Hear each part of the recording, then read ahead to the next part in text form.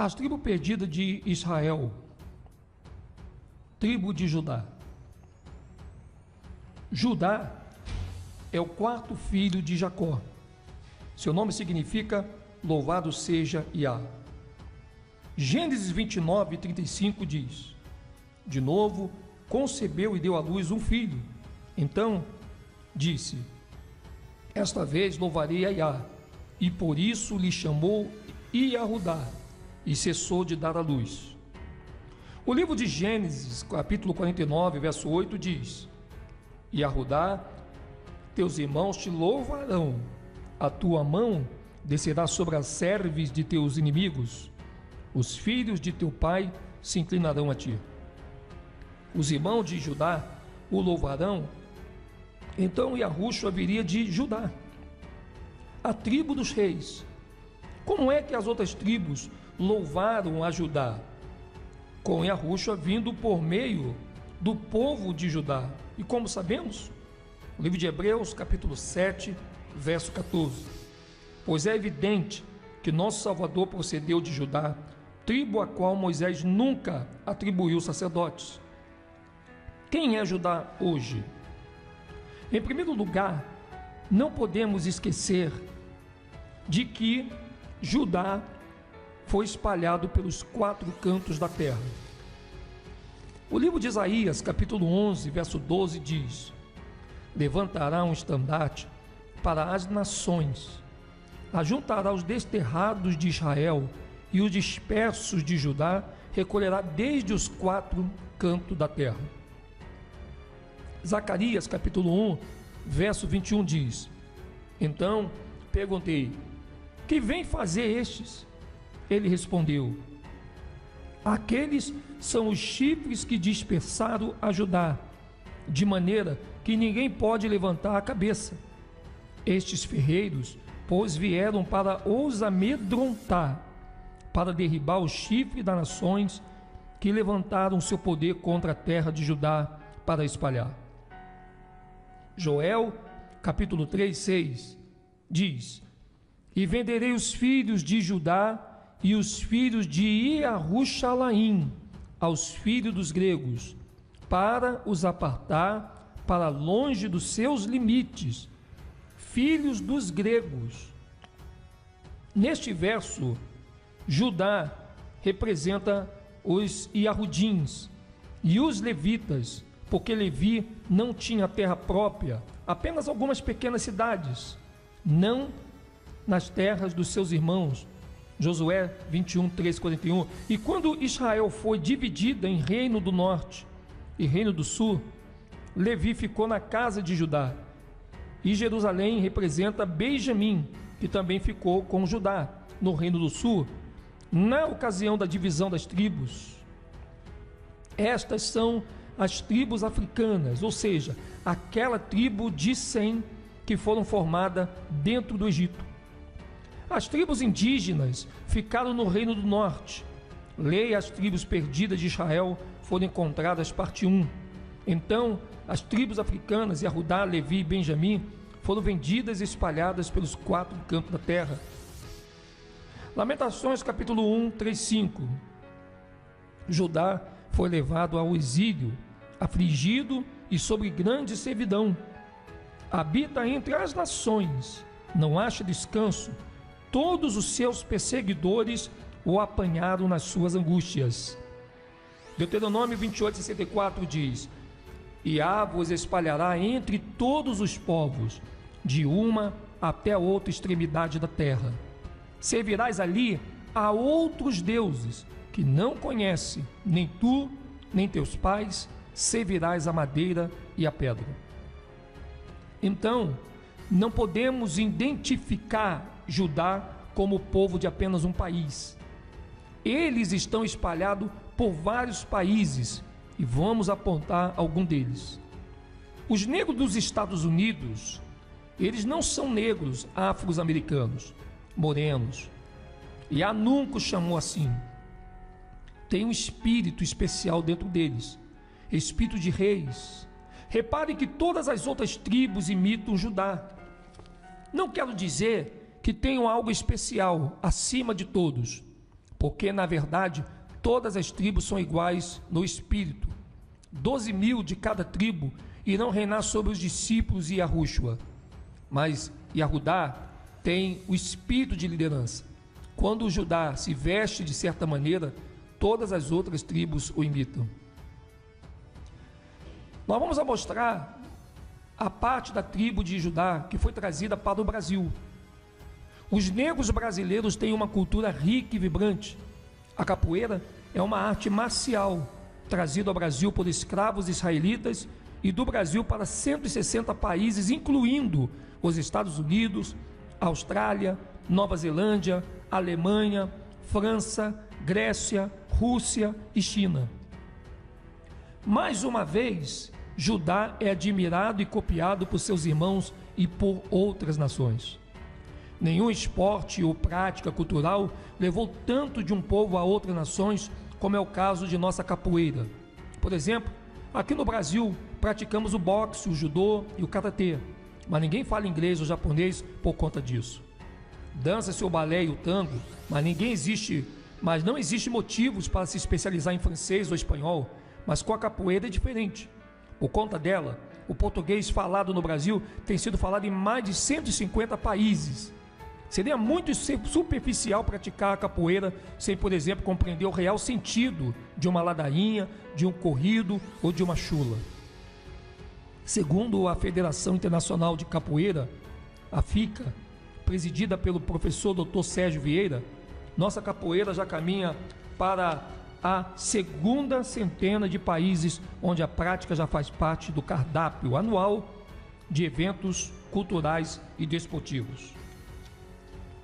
Os hebreus brasileiros se encaixam nas maldições de Deuteronômio 28, 15 e 68, através das favelas e cadeias, entre outras coisas.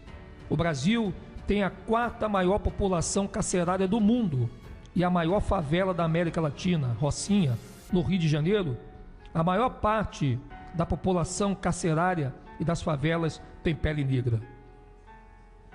O livro de Apocalipse de Abraão, capítulo 32, verso 1, diz o seguinte: portanto, Abraão, presta agora atenção e olha, caminha contigo a tua 7ª geração.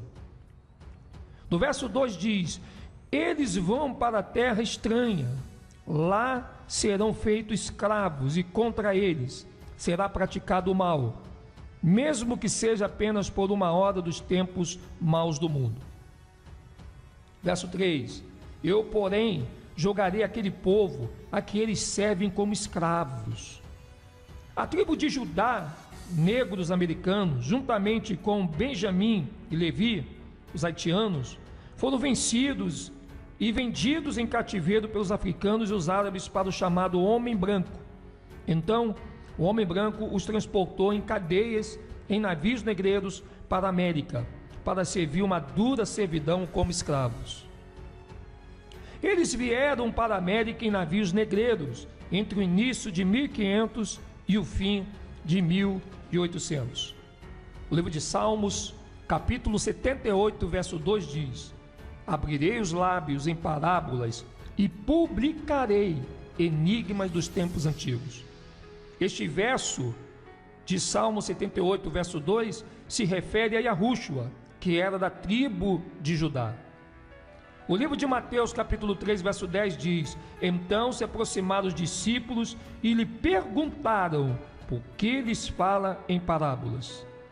Yahushua mostra que a compreensão adequada das Escrituras não foi dada nem mesmo à população de Israel, mas sim para os israelitas ordenados, cuja função era ensinar a Israel e guiá-los de volta ao Pai Celestial por meio de Yahushua.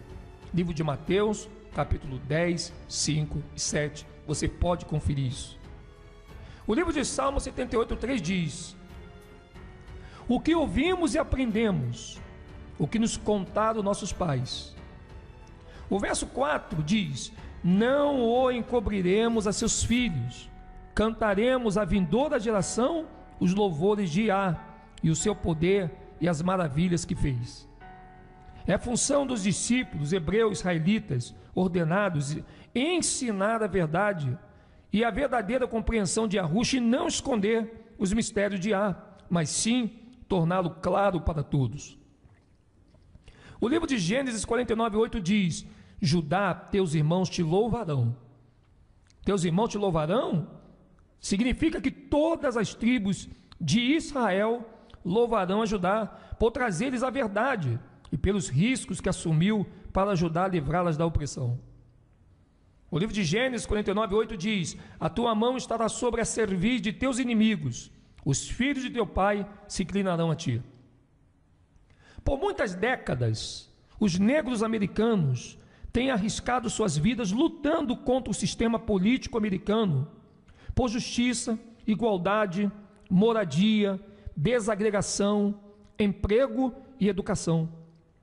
Eles marcharam por quilômetros, mantiveram vigílias, boicotes, lutaram contra a aplicação da lei, resultando em milhares deles serem queimados, lixados, metralhados, atacados por cães, espancados, chicoteados, estuprados, sodomizados, incendiados por bombas. E o mais importante é que Judá lutou para trazer a verdade para os israelitas. Além da mão de Judá está sobre a cerviz de seus inimigos, América, ele chocou o sistema político norte-americano para todos os tipos de benefícios. À medida que os negros norte-americanos começam a acordar e voltar para Iá, como Judá, eles estão desmascarando as mentiras de instituições educacionais e religiosas das Américas, ensinando a verdade das Escrituras, provando que Yahushua é negro e só morreu pela nação de Israel, e que os chamados negros e índios espalhados por toda a América são israelitas, e que também Yahushua morreu pelo povo branco, que é a igreja que Paulo foi pregar, e que todos aqueles que crê no Yahushua, eles serão transportados para o reino dos céus, que é o paraíso de Adão e Eva, cuja promessa foi feita para Adão, Eva e toda a sua posteridade. A tribo de Judá está fazendo o mesmo no Brasil. Se você está lendo e está vendo este vídeo que nós estamos fazendo aqui agora, neste momento, se você está assistindo esse vídeo agora, aí na tua casa, no teu trabalho, na rua, na escola, onde você estiver, é porque os descendentes de Judá que foram trazidos para o Brasil têm se dedicado, batalhando muito para levar a verdade das Escrituras ao povo. Somos hostilizados e perseguidos pela sociedade, pelos racistas, pelo sistema, pelos religiosos que seguem a mentira ou se beneficiam dela. Mas seguimos na luta para divulgar a verdade de Yah, mesmo que incomode e provoque a ira de muita gente. Não almejamos fama, algum de nós nem mostra o rosto no YouTube ou em redes sociais, muitos fazem pelos sites, pelos WhatsApps ou pelo Facebook. Nós do canal Último Dias já fizemos dessa forma, e jamais cobramos dízimo, não pedimos às pessoas ofertas, e quando pedimos é ajuda para divulgar todo esse trabalho em todo o planeta. Não possuímos templos, mas com toda dificuldade nós perseveramos em propagar a verdade. Quando a Escritura diz sobre a cerviz de teus inimigos, também está dando a você a localização geográfica da tribo de Judá, que é a América. O livro de Zacarias 2,6 diz: fuge agora da terra do norte, diz-a, porque vos espalhei com os quatro ventos do céu. O versículo 7 diz: salva-te, ó Sião, tu que habita com a filha da Babilônia. A filha da Babilônia, todo mundo sabe que é os Estados Unidos.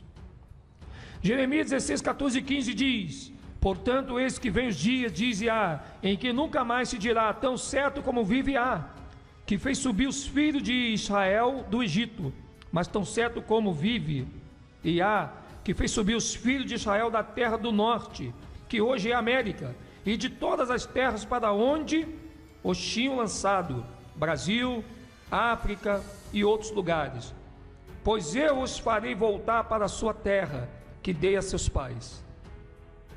O livro de Jeremias 3,18 diz: naqueles dias andará a casa de Judá com a casa de Israel, e virão juntas da terra do norte para a terra que dei em herança a vossos pais. Se essa passagem de Jeremias 3,18 diz que o povo de Judá só voltaria para sua casa junto com as outras 10 tribos, como que em 1948 eles voltaram sozinhos para Israel? O capítulo 8 está dizendo o seguinte: filha da Babilônia, que é a América, que hás de ser destruída, feliz aquele que te der o pago do mal que nos fizeste. Essa profecia diz que os filhos de Edom são os filhos da Babilônia, na América do Norte, e Judá estaria habitando ali em cativeiro. O livro de Jeremias 49,8 diz: Judá, teus irmãos te louvarão, a tua mão estará sobre a cerviz de teus inimigos, os filhos de teu pai se inclinarão a ti. No fim, todas as tribos de Israel louvarão e se inclinarão diante de Judá, porque elas não reconhecerão que Judá é a tribo cabeça e lutou para ensinar a verdade para Israel, mas eles vão reconhecer um dia, isto é, principalmente devido a Yahushua. O livro de Zacarias capítulo 12 verso 7 diz: Iá salvará primeiramente as tendas de Judá, para que Jacó e a casa de Davi e dos habitantes de Jerusalém não sejam exaltadas acima de Judá. Embora os negros norte-americanos tenham lutado por muitas causas e tragam muitas mudanças para o benefício de todas as outras tribos de Israel, maior escolaridade, melhores empregos, melhores condições de moradia e muitos outros benefícios, as tribos de Israel zombaram e esnobaram o negro americano. Eles menosprezaram e insultaram os negros americanos, chamando de preguiçosos, ladrões, vagabundos, chamando-os de estúpidos. Portanto, Yahweh prometeu que vai salvar Judá primeiro, dando-lhe a compreensão das Escrituras para ensinar. Assim como nós, os negros brasileiros, temos feito neste e em outros blogs, em outros vídeos hebreus, no YouTube, em redes sociais, para reunir as outras tribos de Israel no WhatsApp, em todas as plataformas, sob a Yahushua. Assim todos os israelitas reconhecerão Judá como a tribo cabeça. Gênesis 49:9 diz: Judá é leãozinho, da presa subsiste e subiste, filho meu. Encurva-se e deita-se como leão e como leoa. Quem o despertará? Judá é leãozinho, ou seja, a tribo de Judá é como leão poderoso e destemido. Da presa subiste, meu filho, assim como o filhote de leão está caçando a presa, e em seguida dá-se o caçar e se distrai.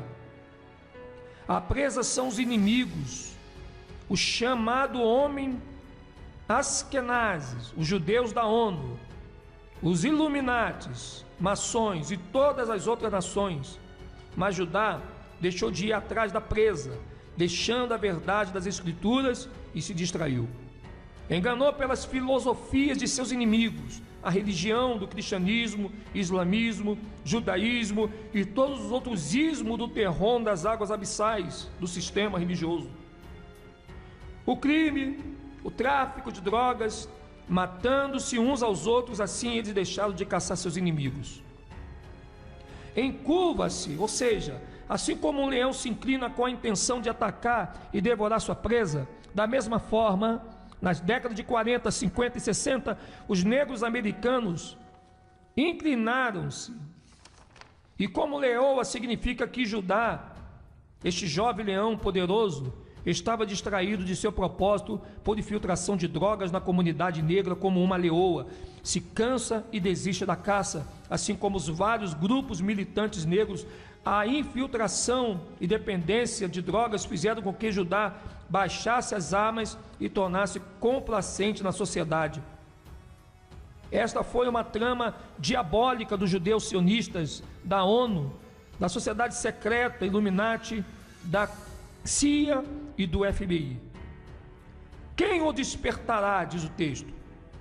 Somente Iarro pode despertar, somente Yahushua pode despertar o espírito do povo preto, com a verdadeira palavra, com a promessa, e tomar Israel. Em Zacarias 12:7, Iarro prometeu ajudar despertar-se, salvando suas tendas. Primeiro, pela compreensão adequada das Escrituras. O livro de Ezequiel 37:1 diz: veio sobre mim a mão de Iarro, ele me levou pelo espírito de Iarro e me deixou no meio de um vale que estava cheio de ossos, e me fez andar ao redor deles. Eram muito numerosos na superfície do vale e estavam sequíssimos. Esses ossos representam as tribos perdidas de Israel. São os israelitas que perderam a noção de quem são. Não têm conhecimento da sua nacionalidade, da sua história, de seus costumes e suas crenças originais. Estão mortos espiritualmente porque não sabem quem são. Não sabem da aliança que Iarro fez com eles. Desconhece a lei e os mandamentos que foram destruídos a seguir, e nem sequer sabem quem é Yahushua. Acreditam em um falso Deus e seguem religiões enganosas e mentirosas como o catolicismo, protestantismo, judaísmo, islamismo e todos os outros ismos, como espiritismo, como o budismo, hinduísmo. Alguns não são muitos religiosos, mas idolatram os astros do cinema, da música, da TV. Estão cegos, alienados pela mídia, pela TV, futebol, balada, bebidas, drogas, promiscuidade, ambição, interesses financeiros, vaidades, drogas e etc. São ossos secos porque estão espiritualmente mortos. Mas Iá vai despertá-los, começando pela tribo de Judá. Então me perguntou Ezequiel 37:3, filho do homem, acaso poderão reviver esses ossos? Respondi: Yahushua, tu sabes. Disse-me ele: profetiza a esses ossos e dize-lhes: ossos secos, ouve a palavra de Yahushua. Verso 5 diz: assim diz Iarro a estes ossos: eis que farei entrar o espírito em vós e vivereis. Assim diz Iá a esses ossos: porei tendões sobre vós, farei crescer carne sobre vós estenderei pele, e porei em vós o espírito e vivereis, e sabereis que eu sou Yahushua. Então, verso 7, profetizei, segundo me for ordenado. Enquanto eu profetizava, houve um ruído, um barulho de ossos que batiam contra ossos e se ajuntava a cada osso ao seu osso. Olhei e eis que havia tendões sobre eles, e cresceram as carnes, se estendeu a pele sobre eles, mas não havia neles o espírito. Eles ouviram a palavra do espírito de Iá através da tribo de Judá e começaram a despertar, mas não despertaram totalmente, porque não abandonaram todos os seus hábitos, não passaram a obedecer a lei e os mandamentos de Iarro. Estão como mortos vivos, porque o espírito ainda não entrou neles. O verso 9 de Ezequiel 37 diz: então ele me disse, profetiza ao filho do homem, e diz-lhe, assim diz Iá, vem dos quatro ventos o espírito e assopra sobre esses mortos para que vivam. Então Iarro mandou os quatro ventos soprarem sobre eles. Os quatro ventos são os reinos inimigos que os oprimem. Assim extremamente atribulados e angustiados, vão se arrepender dos seus pecados, desobediência à lei e aos mandamentos, abandonar seus hábitos, lembrar de Yahushua, pedir perdão, clamar e retornar a ele.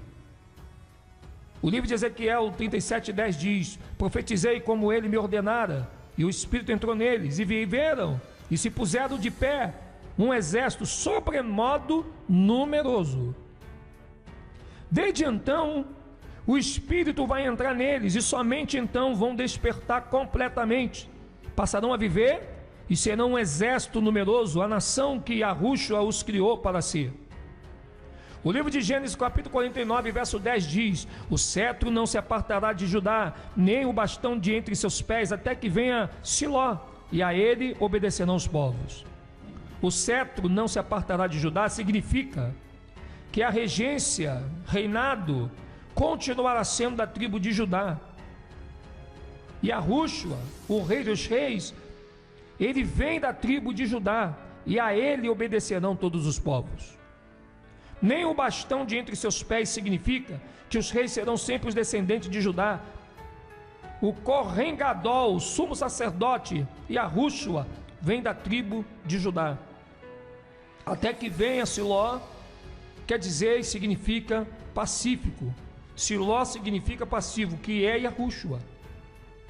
O Hebreus capítulo 7, verso 1 diz: porque este Melquisedeque, rei de Salém, que é o rei, o Altíssimo, que saiu ao encontro de Abraão, quando voltava da matança dos reis, e o abençoou, para o qual também Abraão separou o dízimo de tudo. Primeiramente se interpreta rei de justiça, depois também é rei de Shalom, ou seja, rei de paz.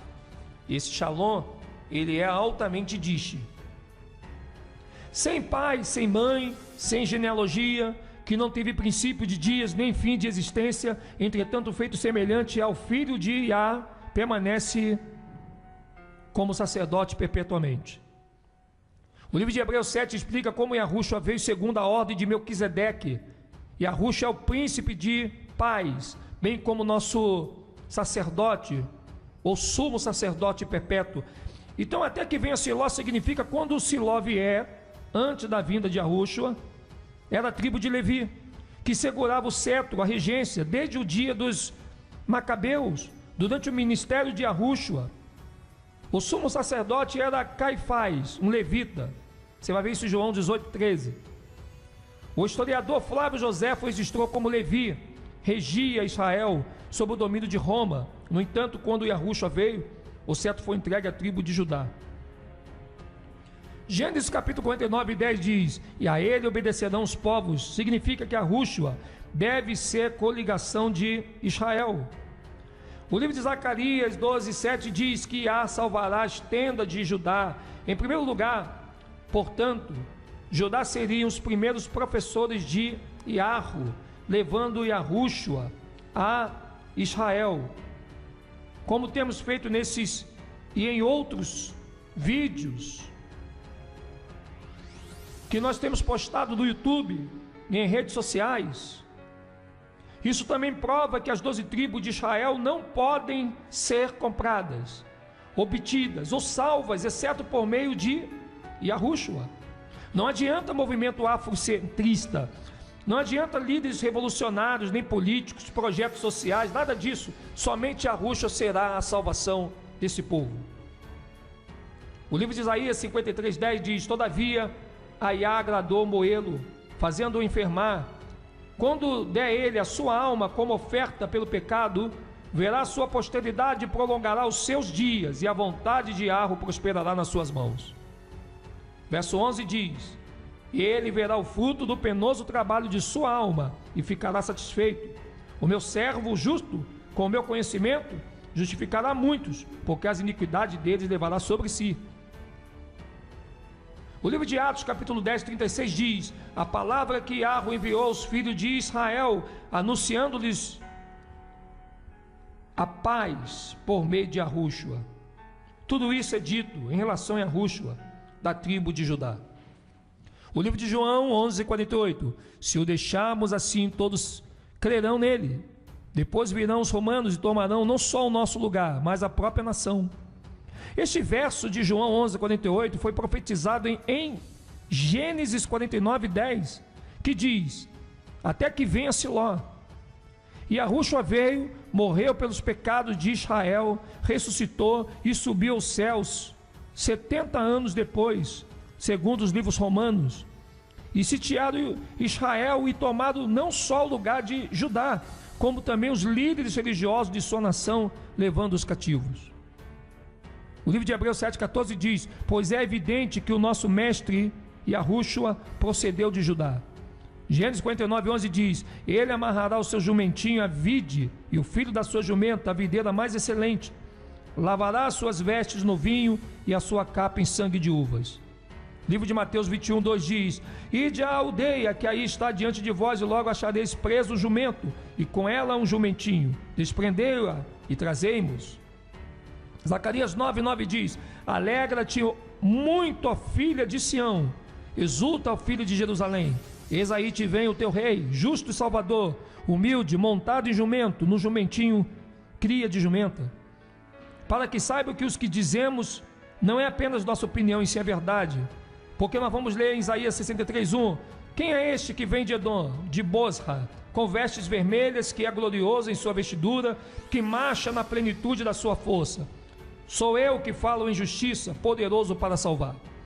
Bosra era a capital de Monte Seir, onde os edomitas se encontravam antes de cair sobre Alexandre o Grande, que começou a conquistar toda a terra. E Yahushua passará por Edom. Vestes vermelhas significa que não era a sua cor original, mas quando matou, o tecido branco foi manchado de vermelho. Quem é glorioso em sua vestidura? O rei de Judá, Yahushua. Quem fala em justiça e é poderoso para salvar? Este é Siló, Yahushua, nosso Salvador. Isaías 63:2 diz: porque está vermelho o traje, e as tuas vestes como as daqueles que pisam uvas no lagar. Então a pergunta é: se Yahushua voltou trajado de branco, por que suas vestes estão vermelhas? Isaías 63:3 diz: o lagar eu o pisei sozinho, e dos povos nenhum homem se achava comigo. Pisei as uvas na minha ira, no meu furor as esmaguei, e o seu sangue me salpicou as vestes e me manchou o traje todo. Ele passou por Edom e viu que todas as sociedades estabelecidas na terra não estavam com ele.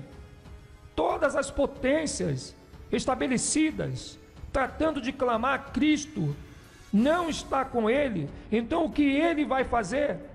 Pisá-las, esmagá-las. Você está lendo sobre esse Messias em sua igreja? Você pode se aborrecer comigo por estar te apresentando, mas é Yahushua que está nas Escrituras. Eu te digo, leia as Escrituras. Yahushua vai voltar para a guerra. As potências que governam esta terra hoje não as darão. Satanás está ligado às potências da terra, Terron está ligado às potências da terra, e ele não quer entregar o poder que exerce sobre a terra, e vai haver uma guerra mundial. E adivinha, quem será o perdedor? Sim, você entendeu? As potências que têm estabelecido seus exércitos, elas vão perder, e Yahushua vai vencer e restabelecer a Jacó outra vez. O livro de Gênesis 49:11 diz: lavará suas vestes no vinho e sua capa em sangue de uvas. Isso significa que Yahushua vai destruir as nações edomitas. O livro de Gênesis 49:12 diz: os teus olhos serão cintilantes de vinho. Yahushua vai destruir todo o império dos judeus da ONU, todo o império dos Illuminatis, maçons, os religiosos cristãos, católicos, judeus, islamitas, que mentem para o povo, dando uma religião, trazendo um evangelho ou uma promessa que não foi lhe mandado dar. Os olhos cintilantes de vinho significa que Yahushua beberia tanto vinho, derramaria sangue, que seus olhos ficariam vermelhos. O livro de Mateus 11:19 diz: veio o filho do homem que come carne e bebe vinho, e dizem: eis aí um glutão e bebedor de vinho, amigo de publicanos e pecadores, mas a sabedoria é justificada por suas obras. Então, este que bebe vinho é Yahushua, e quando voltar ele, vai derramar o sangue dos judeus askenazes, daqueles que debocharam e que fizeram muito mal ao povo na terra. O livro de Daniel, capítulo 10, versos 5 e 6 diz: levantei os olhos e olhei, e eis que um homem vestido de linho, cujos ombros estavam cingidos de ouro puro de ufaz, o seu corpo era como berilo, o seu rosto como relâmpago, os seus olhos como tocha de fogo, os seus braços, os seus pés brilhavam como latão polido, e a voz das suas palavras eram como o estrondo de muita gente. Corpo como berilo significa que estava vestido de verde. Olhos como tocha de fogo significa que seus olhos estavam vermelhos, vermelho de vinho, ou seja, derramou sangue para a justiça. Braços e pés como latão polido. Latão polido é um metal escuro, refinado em brasa. Isso significa que a Yahushua tem pele negra. O livro de Apocalipse, capítulo 1, verso 13 e 15 diz: e no meio dos candelabros, um semelhante a filho do homem, com vestes talares e cingido, à altura do peito com uma cinta de ouro. A sua cabeça e cabelos eram brancos como a alva lã, como a neve, os olhos como chama de fogo, os pés semelhantes ao bronze polido, como que refinado numa fornalha, e a voz como a voz de muitas águas. Cabelo como lã são cabelos crespos, como o cabelo dos negros. Cabelos brancos como a neve são como os cabelos dos anciões. Olhos como chama de fogo são os olhos vermelhos, vinho, por causa do sangue derramado para a justiça. Pés semelhantes ao bronze refinado em fornalha significa que a Yahushua tem pele preta. Caso contrário, ele não seria comparado a metais escuros como bronze e latão, e sim como o metal mais nobre, que é o ouro. O livro de Apocalipse, capítulo 4, verso 3 diz: e esse que se acha sentado é semelhante no aspecto à pedra de jaspe e de sardônio. A cor do jaspe e do sardônio é marrom. Algumas pedras chegam a ser bem escuras. Isso é a mais uma referência à pele negra ou preta de Yahushua. O livro de Ezequiel, capítulo 1, verso 27 diz: e via como a cor de âmbar, como a aparência do fogo pelo interior dele ao redor, desde o aspecto dos seus lombos e daí para cima, e desde o aspecto dos seus lombos daí para baixo, vi como a semelhança de fogo em esplendor ao redor dele. Apesar de aparentar em cristal ou pedra preciosa, o âmbar é uma resina de árvore que se tornou fóssil. Sua cor só pode ser referência à pessoa de pele preta. E Yahushua pertencia à tribo de Judá, que era uma tribo africana, ou seja, que foi uma tribo formada pela África devido a sua mãe também ter origens africanas. Se a mãe de Judá era uma africana, como que os judeus hoje são caucasianos? As primeiras mulheres mencionadas na genealogia de Yahushua eram descendentes de Cã, povo africano de pele preta.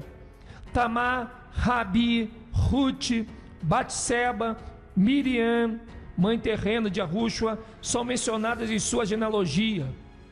Mateus capítulo 1, do verso 1, 16. Tamar era cananeia, negra. Ela engravidou de Judá e teve 2 filhos gêmeos, Zerá e Pérez, formando a tribo de Judá, que são os antepassados do rei Davi, de José e Miriam, os pais terrenos de Yahushua. A tribo de Judá foi toda formada por Judá e uma mulher camita. Então a tribo de Judá, ela é basicamente da cor dos africanos, da descendência de Cã, que também será uma grande maravilha, porque eles serão salvos também nos últimos dias. Não foi por acaso que enviou Maria e José para o Egito com o propósito de esconder o menino Yahushua dos reis Herodes, que queria matá-lo. Mateus 12:3 diz, 2:13, e ordenou que eles fugissem para o Egito, não por proteção militar, já que essa época o Egito era uma província romana, estava sob o controle romano, mas sim porque o Egito ainda era um país habitado por pessoas de pele preta. Assim José e Maria e Yahushua seriam apenas mais uma família de pretos entre muitos. Se Yahushua fosse branco, de cabelo liso e olhos claros, teria sido difícil para ele e sua família se esconder entre os egípcios pretos sem serem notados. Gênesis 49, 12 diz: os seus olhos serão cintilantes de vinho e os dentes brancos de leite. No tempo da escravidão e segregação, os brancos escarneciam dos membros da tribo de Judá, zombando da sua pele escura em contraste com seus dentes tão brancos como as seguintes imagens de Sambo e Mâmia, que você deve ter conhecido esse desenho. Deuteronômio 37:7 diz: isto é o que disse Yahudá: ouve, ó Yahô, a voz de Judá, introduze-o no seu povo com as tuas mãos, peleja por ele, e se tu ajuda contra os seus inimigos. Introduze-o no seu povo significa trazer Judá com perfeito conhecimento das escrituras em Yahushua, até seu povo.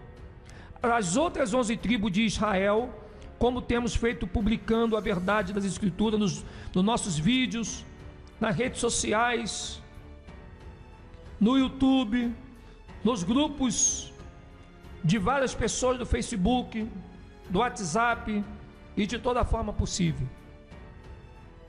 Com as tuas mãos peleja por eles. A versão King James diz: deixe suas mãos serem suficientes para eles. Isto significa que Judá teria de lutar e trabalhar duro para adquirir qualquer coisa. Os pretos norte-americanos e brasileiros literalmente construíram os Estados Unidos e o Brasil, auxiliando nas muitas construções e invenções reivindicadas pelo chamado ingleses e franceses, judeus askenazes, ou simplesmente senhores dos engenhos e senhores escravagistas. Se tu ajuda contra os teus inimigos, se não fosse a ajuda de Yahô, os negros norte-americanos e os pretos brasileiros seriam totalmente destruídos pela turbulência do navio negreiro, a dura escravidão na América, a guerra civil, os lixamentos e queimaduras pela Ku Klux Klan, a infame experiência epidêmica quando Yahudá foi infectada com sífilis, má alimentação, saúde precária, tráfico de drogas em sua comunidade e outras coisas.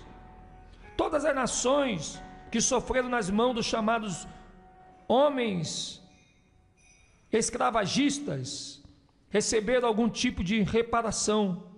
Mesmo 11 das tribos de Israel têm um tipo de pátria atribuída a eles, como as reservas indígenas, por exemplo, menos Judá.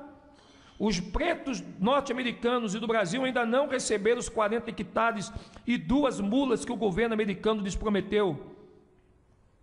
Os pretos brasileiros saíram de senzalas e foram jogados nos morros, favelas e cortiços.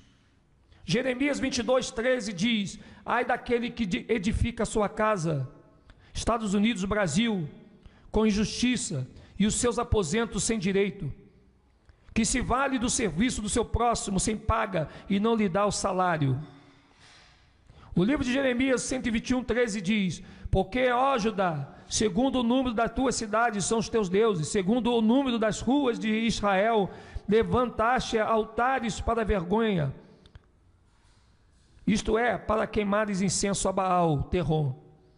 Em todas as ruas que os negros norte-americanos e brasileiros se estabeleceram, eles levantam templos, adorando essas vergonhas, imagens do Jesus Cristo branco, que na verdade é César de Borgia, gritando aleluia, ou seja, louvando a Baal, louvando a Terrom. Apesar de reprovarem o uso de imagens, os protestantes, também conhecidos como evangélicos, louvam esse mesmo Jesus Cristo grego-romano católico. Embora Yah tenha ajudado seu povo nos momentos de necessidade, Deuteronômio 33:7 é uma profecia sobre os pretos norte-americanos e os pretos brasileiros que vão se arrepender de sua desobediência, retornar como tribo de Judá, da nação de Israel, ensinar as 12 tribos de Israel quem eles são e conduzi-las a Yahushua. Repare que os primeiros a ensinar a verdade sobre os verdadeiros israelitas e sobre as escrituras foram os pretos norte-americanos, e logo em seguida vem os pretos brasileiros. Veja as palavras do rei Davi, da tribo de Judá. Segundo a Crônica 6:36-39 diz: quando pecarem contra ti, pois não há quem não peque, e tu te indignares contra eles, e os entregarem às mãos do inimigo, a fim de que os leve cativos a uma terra longe ou perto esteja, e na terra onde forem levados caíram em si e se converterem, e na terra do seu cativeiro, América, te suplicarem dizendo: pecamos e perversamente procedemos e cometemos iniquidade, e se converterem a ti de todo o seu coração e de toda a sua alma, guardando os seus mandamentos na terra do seu cativeiro, para onde foram levados cativos, e ordenarem, voltados para a sua terra, que desse a seus pais, para essa cidade que escolheste, e para a casa que edificarei o teu nome, ouve tu dos céus, do lugar da tua habitação, a sua prece e a súplica, e faze-lhe justiça, livra-los do mal e destrua seus inimigos, perdoa o teu povo que houver pecado contra ti. É isso que Israel precisa fazer nesse momento, se arrepender sinceramente de seus pecados. É isso que os pretos do Brasil e da América precisam fazer, voltar a obedecer a Yahushua, implorando a Yah que perdoe os pecados, desobediência à lei que eles quebraram de todo o povo israelita, e assim Yahushua vai nos ouvir, nos perdoar e restituir tudo que nos foi tirado. Tenho me referido à tribo de Judá como os pretos norte-americanos e os pretos brasileiros, mas como eu disse no início deste estudo aqui na nossa live, a tribo de Judá foi espalhada pelos 4 cantos da terra, então há outros povos que são identificados como Judá. O livro de Sofonias, capítulo 3, verso 10 diz: da além dos rios da Etiópia, os meus adoradores que constituem a filha da minha dispersão me trarão sacrifícios. O povo Zulu vive além dos rios da Etiópia. Mas será que eles se encaixam nas profecias? O livro de Isaías, capítulo 11 diz: naquele dia, Yahweh tornará a estender a mão para resgatar o restante do seu povo, que for deixado da Síria, do Egito, de Patros da Etiópia, de Elão, de Siná, de Ramate e das terras do mar. Esta é a área Bantu. Os Zulus são Bantu, do hebraico Beit, que significa casa. Os Bantus sofreram escravidão na África. Isaías 18:1-7 diz: ai da terra onde há o roçar de muitas asas de insetos, que está além dos rios da Etiópia, que envia embaixadores por mar em navios de papiro sobre as águas, dizendo: ide, mensageiro velozes, a uma nação de homens altos e de pele brunida, a um povo terrível de perto e de longe, a uma nação poderosa e esmagadora, cuja terra os rios dividem. Vós todos os habitantes do mundo, e vós os moradores da terra, quando se arvorar a bandeira nos montes, olhai, e quando se tocar a trombeta, escutai. Porque assim me disse Yahweh: olhando da minha morada, estarei calmo como o ardor quieto do sol resplandecente, como a nuvem do orvalho no calor da cega, porque antes da vindima, saída já a flor, e quando as uvas amadurecem, então podará os sarmentos com a foice, cortará os ramos que se estendem. Serão deixados juntos às aves dos montes e aos animais da terra. Sobre eles veranearão as aves de rapina, e todos os animais da terra passarão o inverno sobre eles. Naquele tempo será levado um presente a Yah dos exércitos, por um povo de homens altos e de pele escura, povo terrível de perto e de longe, por uma nação poderosa e esmagadora, cuja terra os rios dividem, ao lugar do nome de Yah dos exércitos, ao monte Sião. Aqui diz de pele brunida. Pele brunida quer dizer pele escura, e você pode pesquisar no teu dicionário nesse momento. Oséias capítulo 6, verso 9 diz que Israel será ceifado pelo Egito e sepultado por Mênfis. Deuteronômio 28:68 diz que Israel voltaria ao Egito em navios. Todas essas aflições são para que os israelitas despertem e retornem a Yahweh. Sofonias 3:10-11 diz que os adoradores de Yah, que foram dispersos para além dos rios da Etiópia, levarão sacrifícios e não vão mais se rebelar contra ele. Isaías 11:11 diz que Arro vai resgatar os israelitas que foram dispersos pela Síria, Egito, Pátrios, Etiópia, Elão, Siná, Ramate e pelas terras do mar. Tudo isso é profecia. Como Judá foi espalhado pelos 4 cantos da terra, nem todos foram trazidos para o hemisfério ocidental. Alguns permaneceram na África para que Judá ficasse bem espalhado, bem distribuído entre os bantos. Encontramos aqueles conhecidos como Zulu. Eles conquistaram a África do Sul dos Khoisan. Mas a dúvida permanece: será que eles se encaixam na profecia? O povo Zulu é formado por homens valentes, guerreiros, homens de guerras, matadores.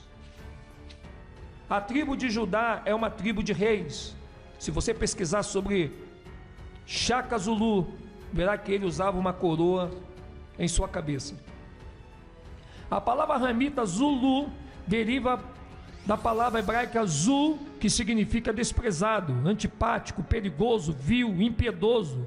A raiz desta palavra é Zalal, que significa agitar fortemente. Além do hebraico, os israelitas falavam aramaico e os Zulu também falavam nesse dialeto.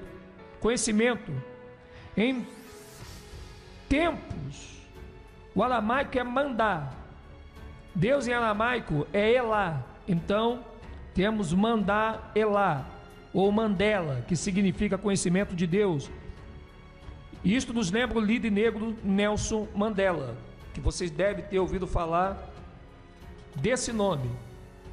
Os Zulu falam o aramaico, também conhecido como dialeto galileu. Mateus 26, 73 e Atos 2, 7. Esta é mais uma evidência de que fazem parte de uma das tribos de Israel.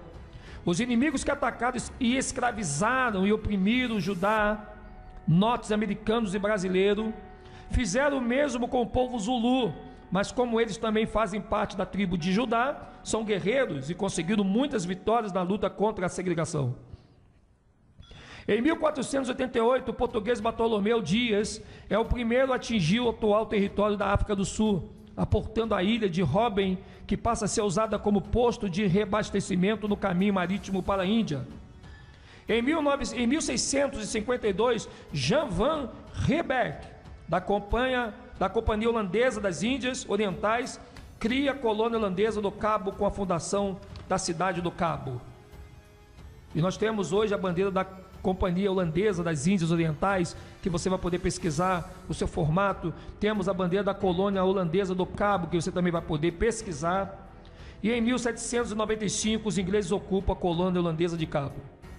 Em 1810, o exército Zulu se fortaleceu e lutou bravamente. O general inglês, Sr. Chelmsford, escreveu à rainha Vitória e disse que os guerreiros Zulu eram poderosos.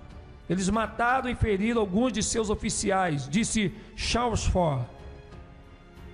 Em 1817, Shaka, rei dos Zulus, reuniu um grande exército para conquistar terras na região de Natal, a leste do Cabo, e o seu avanço resultou na morte, escravidão e deslocação de milhares de Zulus. Em 1828, Shaka foi executado pelo seu meio-irmão Dingane, que ocupou o trono do Império Zulu, um território de 17 mil quilômetros quadrados, defendido por 20 mil homens. O novo monarca se tornou um pesadelo para os colonizadores europeus. Em 1835, mais de 30 mil colonos boeres africanos organizaram na cidade do Cabo várias caravanas de carroções puxadas por bois com destino ao interior do país, a fim de fugir dos ingleses. A aventura foi batizada com o nome de The Great Trek, a Grande Caminhada. E aí você tem, depois de atravessar a cadeia montanhosa de Drakensberg e passar o rio Val, uma das caravanas foi atacada por milhares de guerreiros da tribo Ndebele. Os boeres utilizaram pela primeira vez a tática de formar um círculo com os carros, enquanto os homens disparavam contra os atacantes. As crianças e as mulheres permaneciam no centro para carregar as armas e cuidar dos feridos.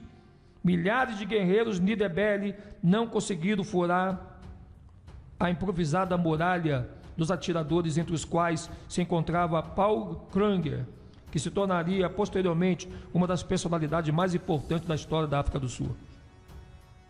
Em 1838, na Batalha do Rio Inicome, as águas ficaram vermelhas com o sangue de milhares de Zulus, por isso o evento ficou conhecido como a Batalha do Rio de Sangue. Em 1879, os Zulus tombaram as centenas antes de alcançarem as linhas de fogo inimigas durante a guerra Anglo-Zulu. A derrota representou o final do Império Zulu. Em 1880, a Primeira Guerra Boer. Em 1899, a Segunda Guerra Boer, que vocês vão achar dos livros de história. Em 1949, o Estado aprovou uma lei que proibia os casamentos mistos para garantir a pureza da raça branca. Um jovem advogado chamado Nelson Mandela entrou na comissão do Partido do Congresso Nacional Africano, que você conhece como a CN, divulgado pela mídia televisiva. O Nelson Mandela elaborou um plano de ação para que os cidadãos negros pudessem voltar às restrições impostas pela lei, o que colocou o governo em uma posição delicada. E aí, em 1960, a polícia disparou indiscriminadamente contra a multidão e matou 69 manifestantes que protestavam contra o apartheid, que realojou a população de pele negra nos guetos de Sharpeville e Soweto e os proibiu que circulassem livremente, sem levar o passe obrigatório. Havia um passe dado a esses pretos naquela época. Em 1961, o Partido Nacional proclamou a independência da África do Sul e ordenou a captura de Nelson Mandela, que foi condenado 3 anos depois à prisão perpétua. Em 1989, ocorreu uma brusca deriva, uma reviravolta tremenda. O presidente Pieter Botha foi destituído e substituído por Frederic de Klerk, que pôs fim ao apartheid, legalizou o ACN e libertou Mandela após 27 anos de reclusão. Em 1990, a transição para a nova África do Sul. Em 1993, Nelson Mandela ganha o Prêmio Nobel da Paz juntamente com Frederic Klerk. Em 1994, as primeiras eleições livres marcam o fim do apartheid, concedendo o direito de voto aos pretos, e Nelson Mandela é eleito presidente com 63% dos votos. Em 1999, Thabo Mbeki sucede Nelson Mandela no cargo de presidente. Em 2008, Kgalema Motlanthe sucede Thabo Mbeki no cargo de presidente. Motlanthe é um ex-ativista estudantil, ex-sindicalista e antigo soldado do braço militar do Anki-Uhonton Silver. Ele foi condenado a 10 anos de prisão em 1977 e encarcerado na ilha de Robben juntamente com Nelson Mandela e Zumba, sob o regime segregacionista do apartheid. Já em liberdade, atinge o cargo de secretário-geral do ANC em 1997 e torna-se o seu vice-presidente em 2007. Em 2009, que sucede Kgalema Motlanthe na presidência da África do Sul é Jacob Zuma. Zuma foi membro do Congresso Nacional em 1959, depois do ANC ser banido. Ele se tornou um líder ativo do Umkhonto da Wisuri em 1962. Em 1963, o atual presidente foi preso por conspirar para derrubar o governo e cumpriu 10 anos de prisão em Robertson com Nelson Mandela, Kgalema Motlanthe e outros líderes do ANC. Em 2010, a África do Sul é uma das maiores e mais ricas nações do continente e é o primeiro país do continente africano a ser sede da Copa do Mundo, algo impensável há 15 anos. Já identificamos Rubens, que são os índios seminoles da Flórida, e os aborígenes australianos, Simeão, que são os dominicanos, Levi, que são os haitianos, e Judá, que são os pretos brasileiros e os pretos norte-americanos dessa terra. Eu sou Edson Silva História, esse é o canal Últimos Dias, e que a Ruxa possa carregar você na palma de suas mãos.